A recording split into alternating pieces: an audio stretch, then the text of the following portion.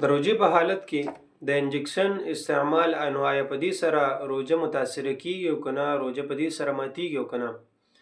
په دې باره کې فتاوی عثمانیه جلد چهارم په هغې کې دې ذکر کړي دي چې په انجکشن سره په روژه باندې څه اثر نه غورځېږي، په انجکشن سره روژه دا نه ماتیږي.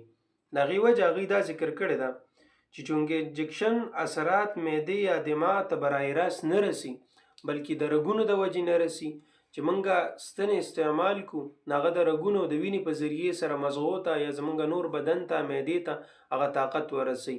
د دې د وجې نه په دې سره روژه نه ماتیږي. خو دومره ده چې هسې بیسه د طاقت دپاره استعمال، نو په دې سره روژه متاثره کیدی شي. یو داسې چې انسان بیماری نو د ضرورت په بنا باندې استعمال کی، یو داسې چې هسې استعمالي د خپل بدن د راحت دپاره، د خپل بدن د طاقت دپاره هسې بیسه استعمالي، نو په دغه صورت کې د دې نه اجتناب کول پکار دی، د دې نه ځان ساتل پکار دی.